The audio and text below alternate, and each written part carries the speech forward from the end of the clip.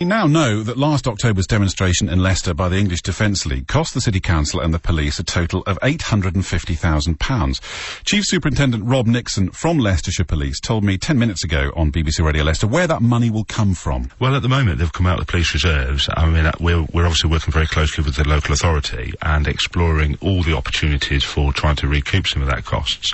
I'd like to say that I'm fairly optimistic with that. We'll follow the process, and we're obviously ongoing and having some dialogue about how we might want to do that, but clearly we're not on our own. Other forces up and down the country have also incurred similar, if not more, costs. So if you combine that, all of those forces will be looking to recoup that, which is a large amount of money. Well, Tommy Robinson is the leader of the EDL, and he joins us here on BBC Radio Leicester. Tommy, good morning. Good morning. Now, your decision to stage a demo in Leicester, as we've heard, has cost local taxpayers the thick end of £1 million, £850,000. Does that concern you? Price does concern me, but then if we look, it concerns me because I don't think they need to spend that much. It's with the local Luton one. They just spent over £1 million with the Luton one. They had 3,000 police officers. We told them quite clearly to do with our demonstration, they don't need that many police officers. We were peaceful on that day. We were peaceful before that in Peterborough. We were peaceful in Nuneaton. We were peaceful in Preston. They were obviously on high alert because they know the local Islamic community will come out to attack our demonstration. Everyone talks about the cost of our demonstration. They don't talk about the counter-protests, the Muslim Defence League, the Unite Against Facsism, who are government-funded, who wreak havoc at every one of our demonstrations. When you look at £850,000 in amongst it all, the people who we're protesting against cost us £2.5 billion a year to surveillance. Yes, I understand all that. But let's look at some of the statistics from the demonstration here in Leicester. Not elsewhere, but here in Leicester. It ended in 36 arrests. There was violence, there was criminal damage to private property, and a police officer with a broken leg. 25 of those arrests are resulting in prosecutions, which of course will also cost the public purse even more.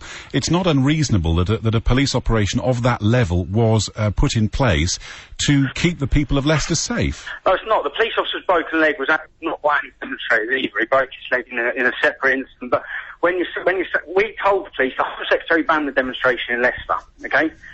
Since they haven't banned it, there's been no trouble. We sat down with Leicestershire Police, we went through it for 2 or 3 weeks, saying this is how to police the demonstration. You kettle people in, you put them in cages, and you treat them like animals, they will act like animals. You give the English Defence League supporters, the taxpayers of this country, the same rights you give the Islamic community and extreme Muslim organisations when they want to march.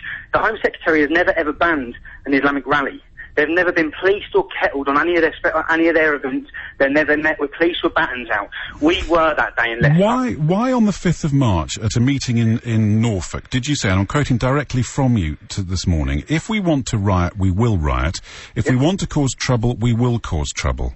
I said if we wanted to riot, we could riot. If we wanted to cause trouble, we could cause trouble. So quite clearly the police forces around the country have to assume that there is a possibility that you're going to riot and put in the appropriate appropriate measures to ensure that people are kept safe. But they don't, because we work with the police force. We're like we did with Leicester. We told them categorically, if you ban our march, there will be trouble. We told them there will be, because people feel aggrieved. That's got the whole country's backs up. Why is the Home Secretary banning an English rally for a city when they won't ban any Islamic rallies? They allow Islamic organisations to spit in people's faces, burn poppies, do whatever they want up and down this country, and never, ever, ever have they took measures to ban them. But yet they want to ban the English taxpayer. Will you continue to cost the English taxpayer 850 grand every time you turn up to a city? If the police go overboard in their measures, £360 million was given last year to the Islamic community for the Prevent scheme. Tommy, I understand all that. I understand. Yeah, £800,000 was given to the Leicester Muslim community.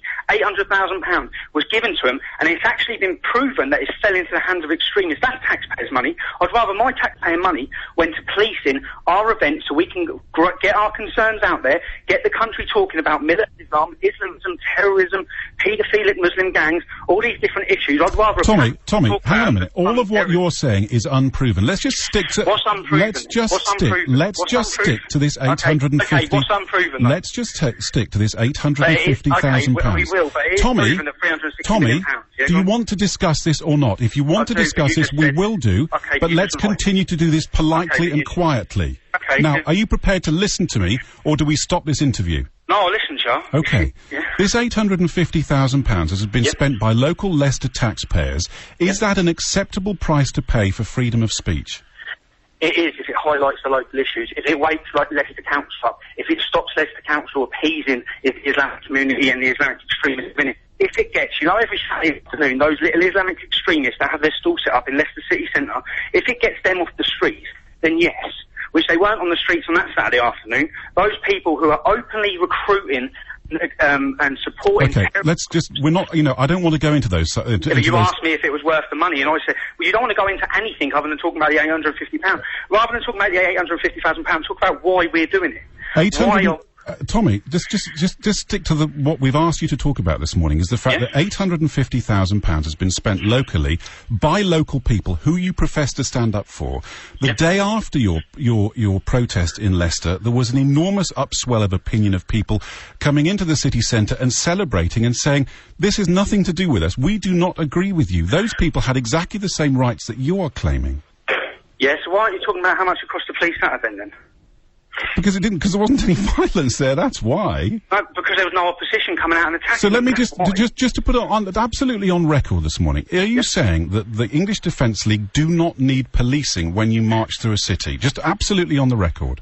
On the record, as we've seen in Luton, we can police ourselves, which we've done in our last 5 demonstrations. So on the record, if you keep Muslim gangs away from our demonstration, allow us to have our freedom of speech and our right to assembly, then yes, we can police ourselves. Okay, Tommy Robinson from the EDL, thank you for joining us here on BBC Radio Leicester. It's 8:30.